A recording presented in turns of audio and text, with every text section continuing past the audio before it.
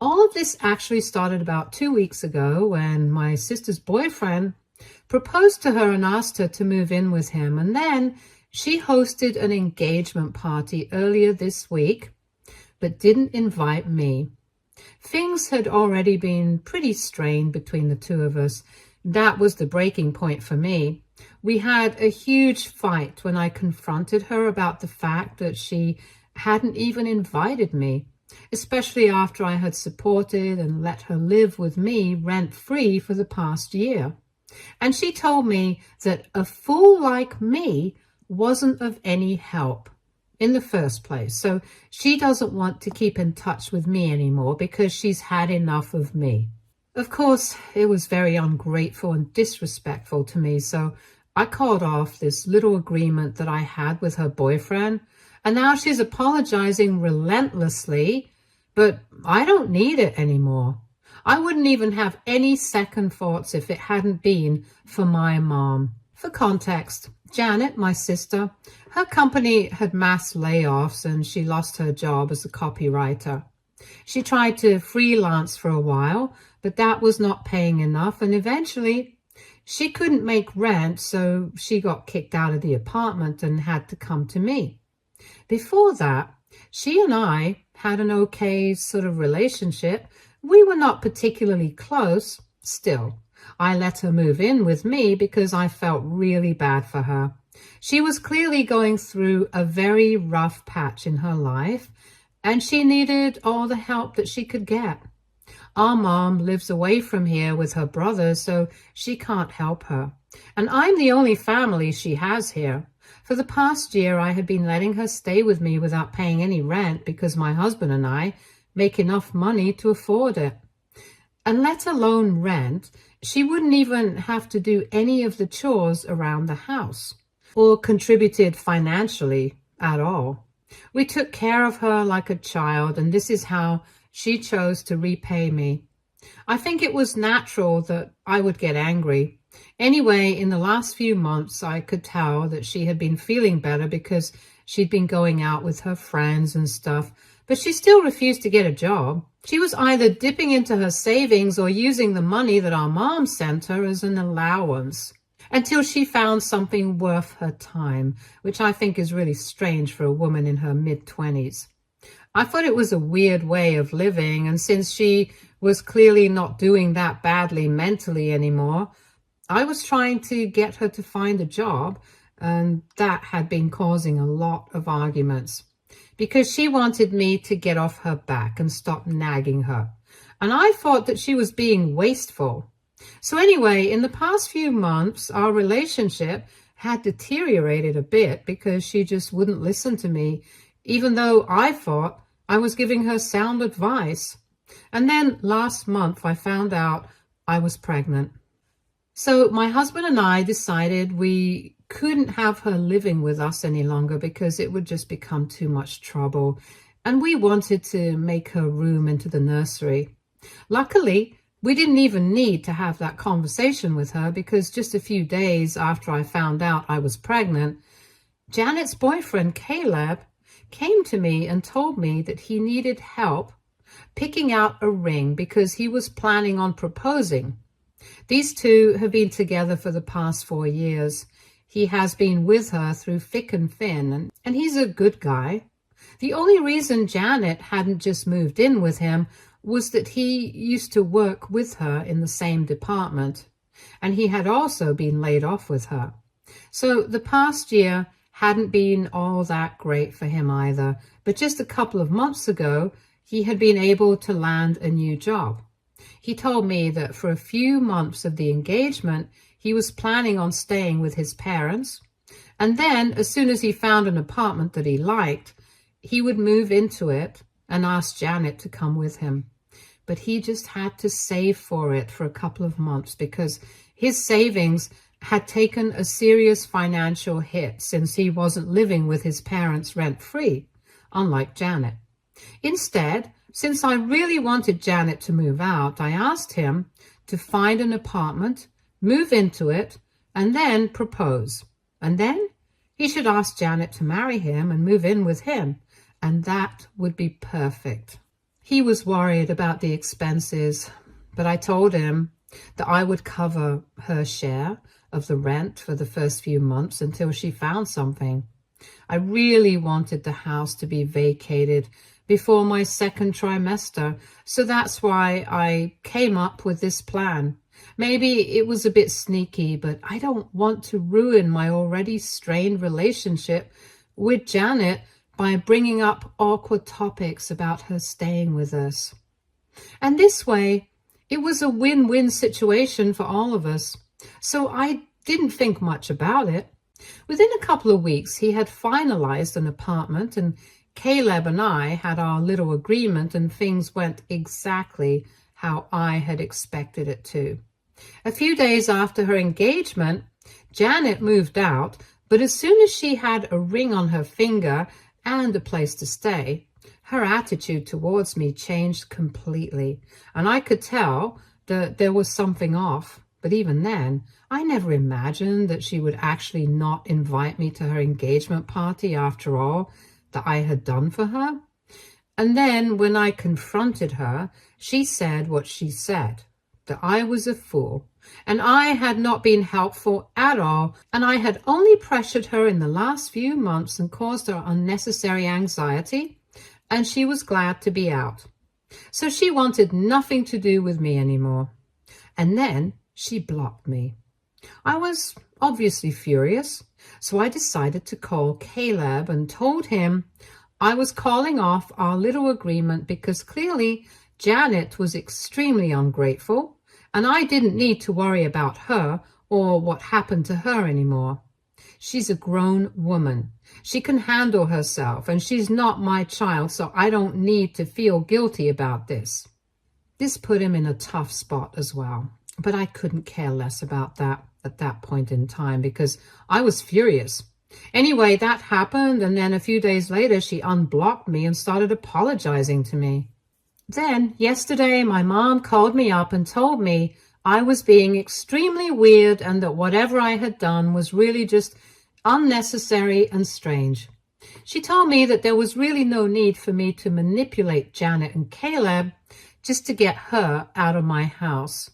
I could have just sat her down and had an honest conversation with her, and everything would have been clear. And maybe I do agree with that. I don't think she's completely off on that.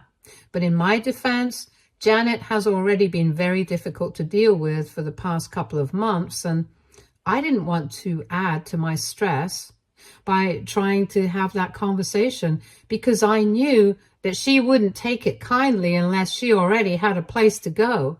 My mom also said that by backing out of the deal, I was creating an unnecessary amount of trouble for Caleb as well, who literally was completely innocent in this entire situation, and yet I couldn't care about that either, and it's pretty embarrassing for our family. And I guess she's right, which is why I've been thinking about it a lot, and I'm guessing I shouldn't back out of the deal because if I did, I would be a pretty big a-hole. But I also really don't feel like helping Janet out, especially after what she said, because she literally called me a fool after I had done so much for her over the past year. I'm in a total dilemma right now, and I really need some advice. AITA for backing out of a deal and creating trouble for my sister and brother-in-law-to-be? Update 1. Hey, thank you everybody who responded to my post. After giving it a lot of thought, I've decided to talk it out with Caleb because I think out of anyone in the situation, he's the only person I owe any sort of explanation to. After all, he did all that I asked of him, only because he had trusted me, and I don't want to leave him in a tough spot. So I told him that I would indeed be helping him out, but as soon as Janet is able to find a job, I want all the money back. This is a temporary and one last favor from my side for Janet, because after this, I don't want any interactions with her. Even this communication I had entirely with Caleb because I did not want him to get caught in the crossfire. As I said, he's a generally nice guy, and I don't think that it would be fair to leave him hanging. especially given his financial situation. He seemed very reliable when I spoke to him on the phone, and he told me that he could understand I was upset about everything, but he was really happy that I had chosen not to back out of the deal after all, because it would put him in a tough spot. He also told me to try and sort it out with Janet, but that's where I draw the line, because I don't want anything to do with my family at the moment. Even my mom, whereas she did have a point about how I could have just spoken to Janet, been honest with her and told her the truth about me being pregnant and wanting her to leave, I think she doesn't understand that I had tried to be nice to Janet for a really long time, but she had been making it very difficult for me. And let's not forget the fact that my mom had actually been enabling her by sending her an allowance every month, even though I kept telling her that this sort of behavior was going to make sure that she never got a job and got back on her feet. But she ignored all of that. So I guess I'm a fool, because at the end of the day, I feel like I've been used by my family. Janet obviously used me for a place to stay rent-free without contributing to any expenses at all. And my mom pretty much used me to support Janet without caring about what I think or feel. If she didn't care, she would have taken my opinions into account and tried to push Janet back onto her feet by making her get a job again, and wouldn't have kept sending her money. She wasn't even very excited about my pregnancy. She was just concerned about the situation with Janet and didn't even congratulate me. Anyway, the bottom line is that even though I do feel bad about whatever's going on with my family, I'm not going to allow it to interfere with my life. I'm starting off on a new journey as a mother, and I want to start that on a positive note. I don't want any negativity in my life at the moment. And for that reason, I'm going to be completely cut off from my mom and my sister. It is going to be pretty difficult, I'm not going to lie, because apart from them, I only have my in-laws as family. My dad passed away in an accident when I was 7, and shortly afterwards, his parents also passed away. So we don't have much contact with his side of the family, and I'm not very close to any of my other relatives either.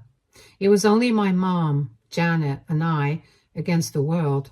As kids, Janet and I used to be very close, but while we were growing up, we drifted apart. And then recently, I thought we were reconnecting, but then this happened. And now I think I'm better off without any of these people, because even though I'll be lonely, at least I'll be living stress-free. Also, even if I don't have my family by my side, I'm still going to have my husband and I think that's enough for me. I'm still going to have my husband, and I think that's enough for me. Update 2. So it's been 5 weeks since my last update, and today, out of the blue, my mom showed up. I had a day off today, so I was spending it at home, and right around the time that I got off from work, I heard the doorbell ringing, and when I looked out, it was my mom standing outside. I was pretty shocked because she usually prefers to stay in her hometown and really doesn't like traveling or staying out because that's just not very comfortable for her. She had only come back for a day last time, on the day of the engagement party, and had taken a flight back home the very next morning, so we didn't get to meet last time. This time, she told me that she had come by because Janet really wanted her to meet Caleb's parents in a more intimate capacity. So they had a family dinner, and she had flown in specifically for that. But now she knew that I was pregnant. So I guess that's why she showed up instead of just leaving immediately afterward. For the past couple of weeks, she had been trying to contact me and had been reaching out quite frequently, but I had been ignoring her. However, now that she was standing right outside my door, I obviously couldn't pretend that I hadn't heard the phone ringing or that I had been busy, so I had to let her in. And then we got to talking, and she told me that she was really sorry about her behavior earlier. But at the end of the day, she thought that my behavior had also been equally strange and uncalled for. She told me that it was very uncharacteristic of me to go behind somebody's back and make arrangements like this just to get them out of my house, when the same thing could be done by having a proper discussion with that person. Once again, I had to explain to her that Janet and I had been having a lot of problems for a couple of months, and I did not want to make that worse. Even then, I was being the bigger person by trying to avoid any sort of drama. I was going out of my way to help her out so she wouldn't end up in a difficult place where she wouldn't have anywhere else to go. So that's why I had to take such measures, and she would have understood why I was doing this if she had checked up on me as frequently as she did on Janet. Because clearly she had no idea how the situation really was on my side. But I did tell her that she was right, like I had before as well. And I said that in spite of the fact that we were already fighting a lot, I should have just told her that I was pregnant and asked her to vacate her room in my house. And she probably would have taken it very well. And if she didn't, I should have just taken my chances instead of going out of my way to arrange a living situation that was good for her in order to avoid any fights or drama like a fool. At that point, my mom had the good sense not to say anything, and she left it at that. But then she switched the topic to my pregnancy, and we spoke about that for a bit. But I had been feeling very put out anyway, so I was being very dry with her, and after a while she told me that she could understand I was still upset with her and I had every right to be. However, she was, after all, the grandmother of this baby, and she really wanted things to go back to normal. She requested me not to keep ignoring her anymore because she really wanted to keep in touch and see how the pregnancy was going. I told her that I would think about it, but right now I just need my space. Then, after a while, she left, and that was it. I don't know what to think of this interaction, but anyway, at least we got some things out of the way. I don't know if I'm going to be responsive towards her now, if she starts texting and calling again, but maybe I'll try. At least I'm not as upset as I was before this, so that's an improvement of sorts. Update 3. Hi, so it's been 3 weeks since my last update, and my mom has consistently kept trying to keep in touch with me, and I've been replying on and off. When I feel like responding to her, I pick up her calls and answer her texts. Otherwise, I don't. And most of the time, I don't, but at least I'm not ignoring her completely and shutting her out like I was before. I'm still not very happy about how the situation with my family turned out to be, so I'm taking my time. And she's just going to have to deal with it if she wants to have any sort of contact with her grandchild. At least until the next grandchild comes along, if you know what I mean. Anyway, I think the situation with my mother has at least improved a little bit. And the situation with my sister is more or less the same. At least emotionally, we're still very distant and don't want anything to do with each other. And ever since I had that last conversation with Caleb, she and I haven't spoken. But Caleb has let me know that she has found a job, and in a few weeks, she's going to start paying me back. It's a good thing that that's going to happen because I had almost given up hope that I was ever going to get my money back. I don't know why it took her so long to get back on her feet, but I'm glad that it's finally happening. It's for her own good, and I'm honestly just happy that I won't have to be tangled in this mess anymore. Right now, the only thing I'm interested in is my baby, and the pregnancy is coming along well enough. The morning sickness has already kicked in, so that's the only trouble that I've been having. But apart from that, I'm very excited to become a mother. And since my husband knows that currently I don't exactly share a good relationship with my family, he has been going above and beyond in his efforts to keep me happy and distracted. His family has also been putting in a lot of effort, especially my mother-in-law, and I'm really lucky that I'm one of those women who are fortunate enough to have a supportive mother-in-law, because she's been coming over quite frequently, taking care of me, making sure I don't overexert myself, and she's even started cooking for us and stuff. And I can't tell you guys how helpful that's been. It makes me feel a little sad that my own mother is not doing anything for me apart from just trying to keep in touch. But I guess that's always been her. I'm pretty sure, though, that if Janet was pregnant, she would have flown in and started living with her. In that way, I'm thankful that I'm not Janet, because I don't think I would have been able to compromise my privacy. Update 4. Hi, it's been 2 weeks since my last update, and today I received my first payment from Janet.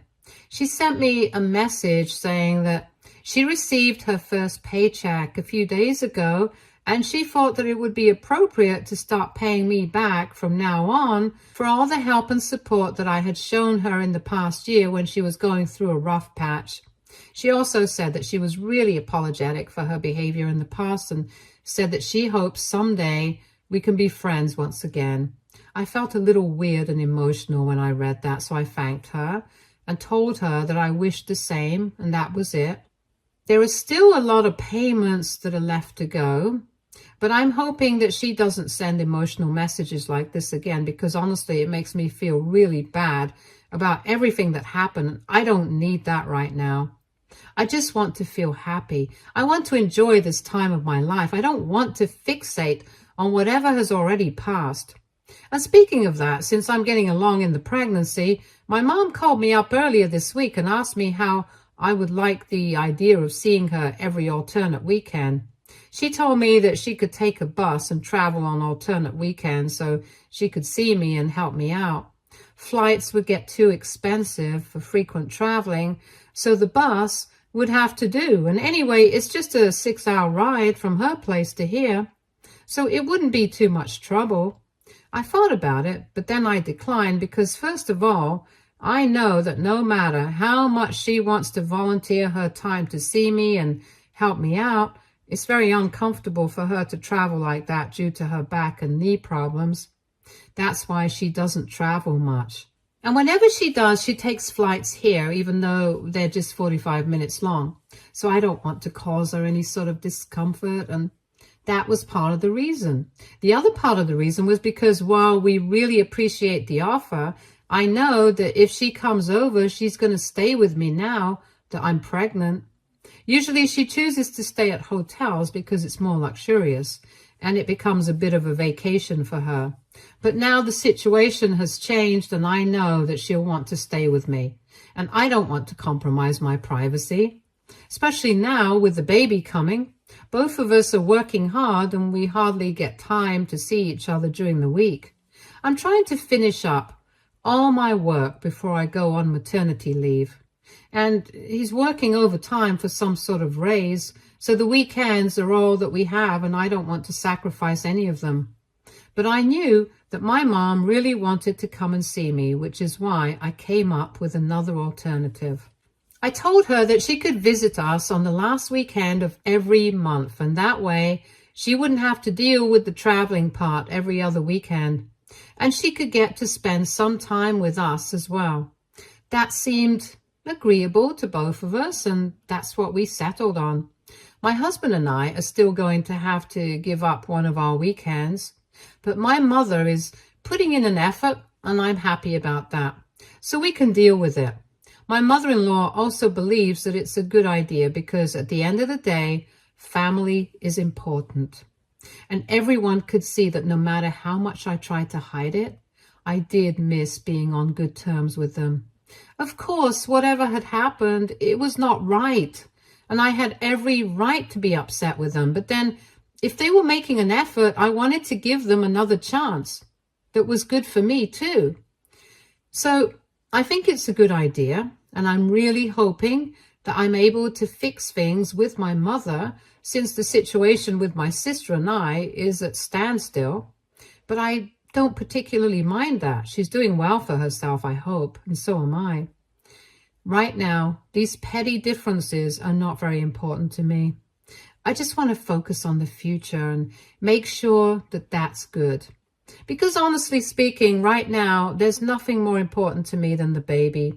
And I'm going to do whatever makes me happy. As long as I'm happy, the baby's happy. Or at least that's what I've heard.